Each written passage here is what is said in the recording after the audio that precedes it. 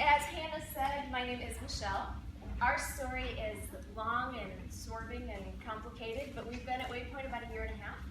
We came here from Alaska, of all places, but that's a whole different story that we don't need to get into right now. I will claim to be 25.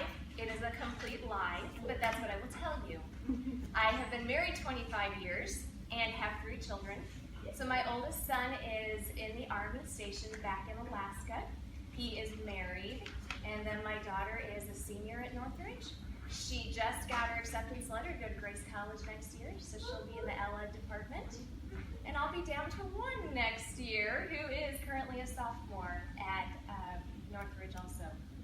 So we, like I said, we've been here about a year and a half, and trying to fit in, trying to really make this our home. In 25 years of marriage, we have lived in 13 locations. So if you do the math, that is about 1.9 years in a location. And I'm frankly pretty tired of it. So hopefully we'll be here for a while. I never try to guess that, because whenever I guess that, we uproot. So pray with me, maybe we can stay. We've committed to Hunter will be here until he graduates. So hopefully, come hell or high water, we'll be here for 2.5 more years, and hopefully longer than that. So I get to round out today, talk about living a balanced life. And I just want to start out by just thanking our presenters, Kalina with her cooking. The biggest thing I learned from her was it's a lifestyle change. How many of you in this room have been on a diet before? Anybody? How does it stick when you get off of it? Not very well. You go down just to zoom right back up again. And I appreciated what she said, lifestyle change. That's really what my family and I are trying to incorporate. We're trying to do the healthy living about 90% of the time. Makes it a little more realistic. Naomi with her fitness, that was very inspirational. And I think it could be fun to be up there and do that kind of a thing. And Tracy, you are amazingly organized. I just love everything you have to say. I used to think I was organized until you came up here. My organization tends to be organization by sticky notes. So I sit at my desk in the morning, and I start with about 7 or 8 sticky notes, because I like to crumple them up and throw them away when I accomplish them. It's a feeling of accomplishment. Absolutely. But I appreciate all that you did. Events like this can have a tendency for me to be overwhelming, though, because I tend to be perfectionistic. So I want to do everything perfectly. I mean, that's not unrealistic, is it? When I was growing up, this was my role model of who I wanted to be when I grew up. So we have Barbie. And I have news for you, though, and if you're taking notes, if you're not a note taker, this is not obligation. You don't have to take notes, but number 1 on your notes, this may be a newsflash, Barbie isn't real. This has been a learning experience for me over my life. But I have done some research over the past couple of years, and what I have found, this is very interesting. Barbie, believe it or not, is 57 years old. You wouldn't know it by looking at her. Her hair is not graying. She has no wrinkles. She has 0% body fat. She doesn't have saggy boobies. And she, frankly, looks pretty amazing. But here's the interesting thing, and I have to cheat here. If Barbie was real-life woman proportions, she could not even hold up her head. In real-world proportions, her head would be 2 inches larger than the average woman. Her neck would be twice as long and 6 inches thinner. She would be unable to hold her head up. She could not walk on 2 feet. She would have to go around on all 4s, because her ankles would be 6 inches and her feet would be a size 3. Her wrists would be 3.5 inches, making it impossible to carry almost anything. And her 16-inch waist would leave room for half a liver and a couple inches of intestines. So we are looking at a completely unrealistic figure, if you didn't already know that. What makes it worse? Okay, I figured if Barbie's 57, she's probably been in the employment world for 37 years. I gave her age 20. She's had over 150 careers. Small little careers, including doctor, dentist, veterinarian, paratrooper, officer in all 4 branches of the military. She's been the President of the United States, a Canadian Mountie, a firefighter, astronaut, NASCAR driver, news anchor, and a whole lot more than that. She does all this while driving an assortment of cars. The Austin Healey, Corvette, Jeep, motorhome, Ferrari, Porsche, Mustang, and don't forget her yacht. In addition, she has lots of dogs, cats, and other normal animals such as a lion, zebra, and panda. All of this with her gorgeous, doting boyfriend, Ken, which I found is the only flaw in her life. He has a fear of commitment because although I thought she got married because there was the wedding dress, she never got married. They actually broke up for a couple of years, and on the website, they got back together one year on Valentine's Day. So aside from a loser boyfriend that won't commit, her life is perfect. But here's the thing that I have had to realize. Mine isn't. So that's number A on your list if you're taking notes with me. Don't try to be perfect. You know, we think we can do it all. I want to think I can do it all. I want to think I can be the perfect wife. I can be in perfect shape. I can eat perfectly all the time. I can be as organized as Tracy. I can have a great career. My house is immaculate. My kids love, adore me, and are perfect. My car is in perfect shape. It's never dirty. My house is never dirty. My lawn never needs to be mowed. And none of that's true. Because we're not perfect. So that's the thing that I want to talk about a lot today. Living a balanced life does not mean living a perfect life.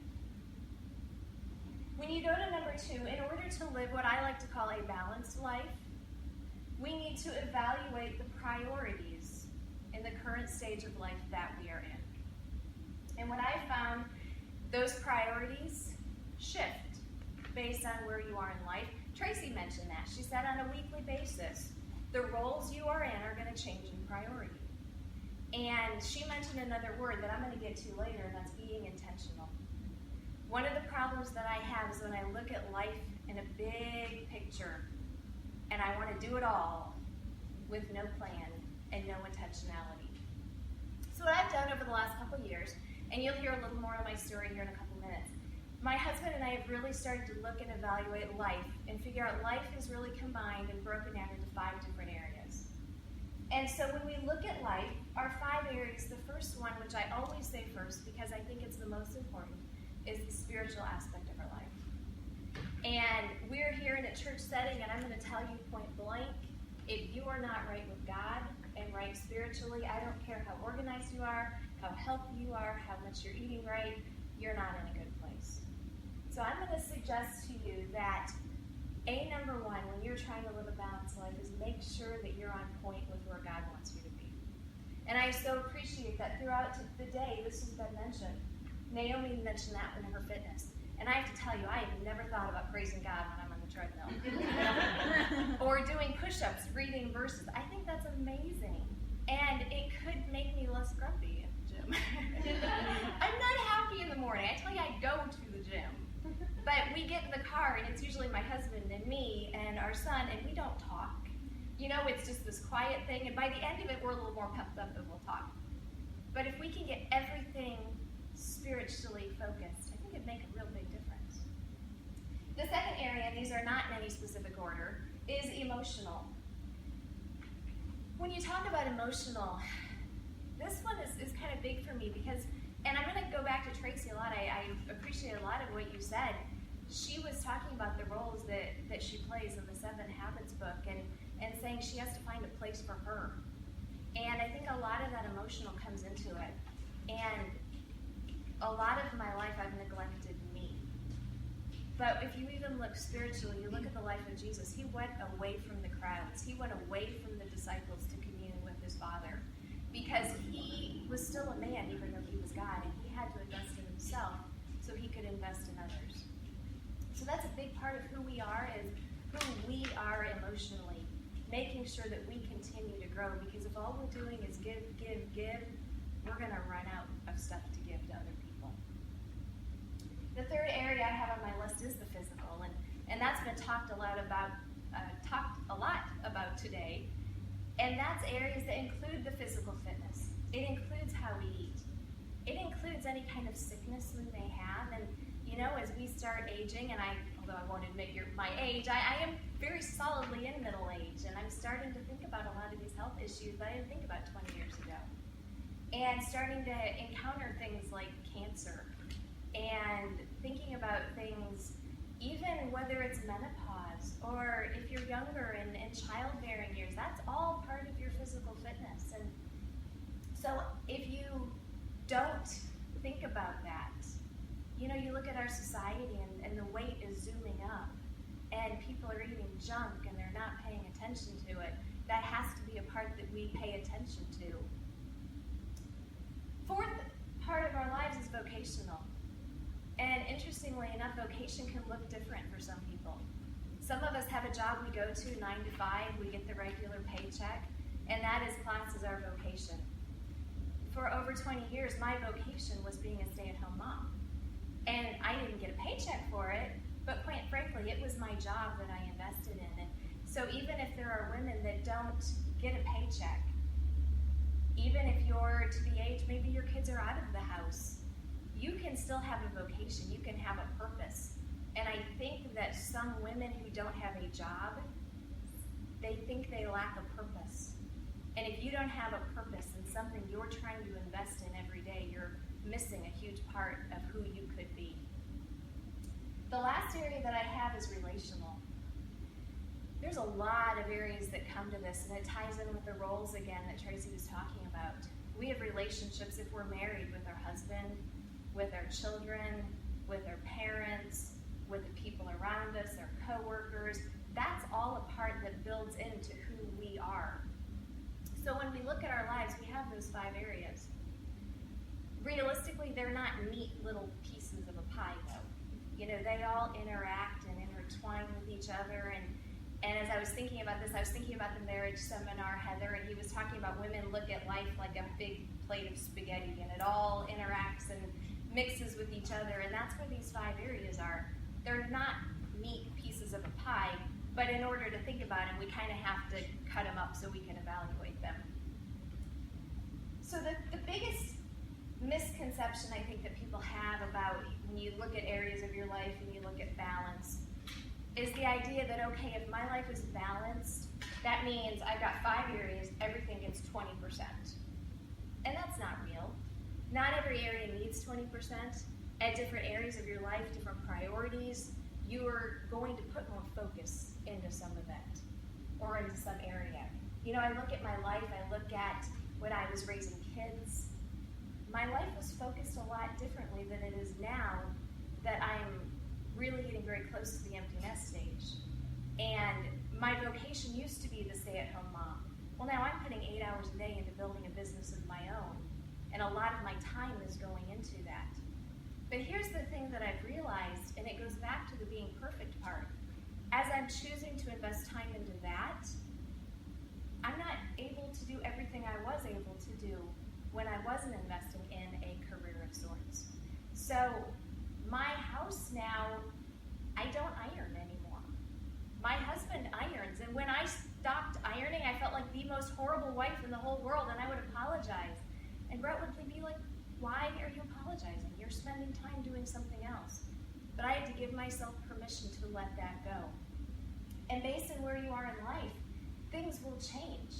I've had seasons of my life, when I had 3 kids in 5 years, I was not going to a gym.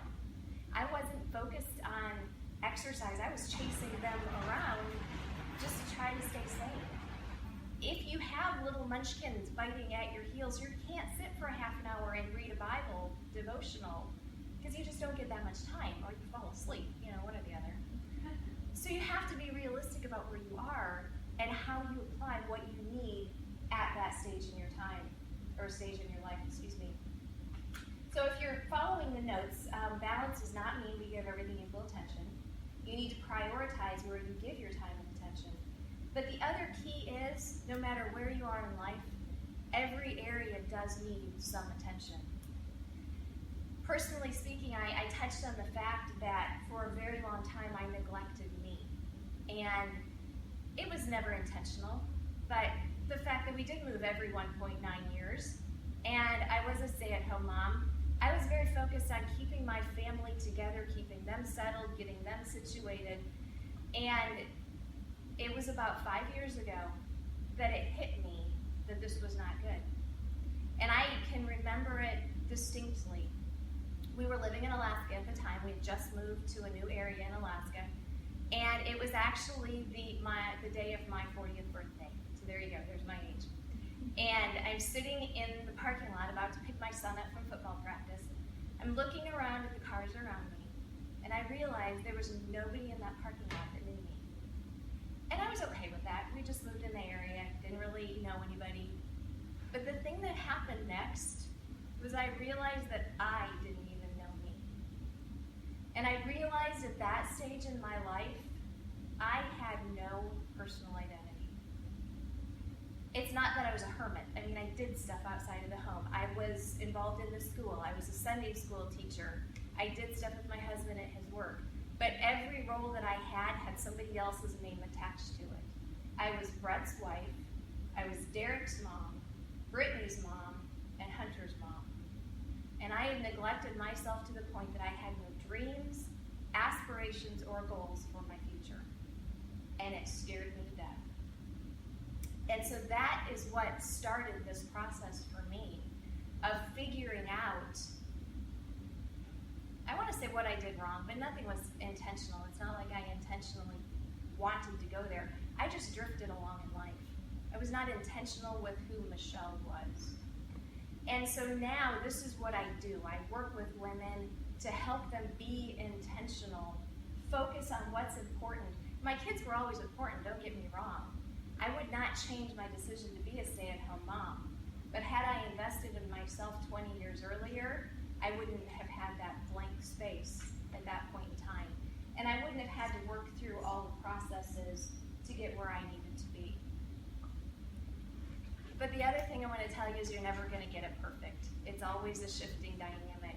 And as soon as I think I have something in control, then something else is going to change and whack it way out of perspective. You know, my son graduates from high school and joins the Army. Or we move all the way across the continent. Or I get diagnosed with cancer and have to go through surgery. Or life happens. And that's where the balance comes in, understanding if you see somebody on a tightrope, they're not just walking straight, they're moving with the wind. And if you watch someone on a tightrope, they have this bar, and as the wind blows, they're kind of going in the opposite direction to make sure they don't fall. And that's the way it is with our lives. That's the way balance is. It's the ebbs and flows as life hits you hard to try to stay focused on where do I want to be. And that's, again, Tracy, I'm going to go back to you, the value of what she was saying. Have your goals. Have your priorities. I'm probably not going to sit down every Sunday morning, I wish I would, and write down my goals. But if I did, I would be so much more focused on where I need to be. But most of us don't do that. Most of us just kind of drift. And then wake up one morning and say, how the heck did I get here? So what I try to help women, and I don't have time to explore this right now, is really take a day, take a weekend. There's a book, if you want another resource, it's by Michael Hyatt and Danielle Harkavy.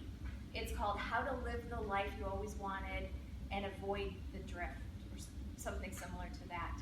He talks about taking a weekend. He talks about writing your life statement. He actually talks about writing your obituary. What do you want people to say about you when you're gone? And then working backwards to figure out, how do I live the life that I want? I would encourage you, sit down and evaluate, where am I spiritually? Am I really where I need to be with God? Where am I emotionally? Have I been stuffing things under the carpet and just not dealing with them? Sometimes we do that. I had about a year of my life that most of the major crisis points in life happened, and just to keep my head above water, there was a lot that was stuffed underneath that I didn't even realize until the proverbial straw that broke the camel's back happened, and it floated to the surface. But if I had taken the time, which sometimes it's ugly, sometimes dealing with the emotional, I feel like I get a friend or I get my husband and I just puke out the emotion, and it's ugly. But if we don't do that, we're not going to grow. Where am I physically? You know, am I really as healthy as I want to pretend that I am? Vocationally, am I on the career path I want to be on, whatever that looks like? Or am I stuck in a job just because I've been there? Maybe you are, maybe you're not. And relationally, are things really where they need to be if you're married with your husband? Or do you need to put some focused time and some date nights and some work into getting that? How are things with your kids? If you have grown kids, are you on the right path with them? Or your parents or your friends, whatever relationships you have? It takes sitting down and being realistic and honest. Is this where I need to be? Or what do I need to do to get there? So that's what I would encourage you. I'd encourage you to be honest, take the time to do that, and then be intentional with your goals to live the life you wanted. The last thing that I have about living a balanced life, number 3, if you're taking notes, is live each day fully. Sometimes we go through life and we get so busy just accomplishing the tasks, just going from here to there, that you get to the end of it and you collapse in bed and you don't even know if you did anything good that day. It was interesting, the beginning of the summer, we went to Jamaica to celebrate our 25th anniversary. And we would sit on the porch every morning and listen to the birds sing. We started naming them. I'm sure they were the same birds every morning. So we would greet the birds and talk to them, and it sounds stupid, but we had fun with it. And so it was interesting, though, because after we got back home, it cooled off enough that we had the windows open. And one morning, we're getting out of bed, and my husband's grumbling, "Those stupid birds woke me up." And we talked about it later in the day, and I said, "Do you realize that's a similar bird noise that we were enjoying 2 weeks ago in Jamaica? But today it's annoying you because you're so focused on you have to get to work on time. We don't take the time to enjoy what's around us." And I like to call that living life fully. Take the time to look at what's around you. Enjoy the birds. Enjoy the fact of the flowers, the color of the flowers that Hannah and Michelle put on the tables, and the smell of the coffee that you have. Take the time to fully be present where you are and not just run from thing to thing. I have a quote, the very last thing, and this is what I'm going to end with. I have this saying on my wall at my home because this is my goal on a daily basis that is part of living fully. And it's live each day like it was your last. Sing like nobody's listening. Dance like nobody's watching. Love like you've never been hurt before. And live like heaven on earth. And if we could do that on a daily basis, I think we would find more enjoyment and more balance in our life, regardless of all the other things that are bound to come in and disturb our day. So that's how I'm going to end our day. We've had a lot of great information. Enjoy your life. Try to be as balanced as you can and get the most you can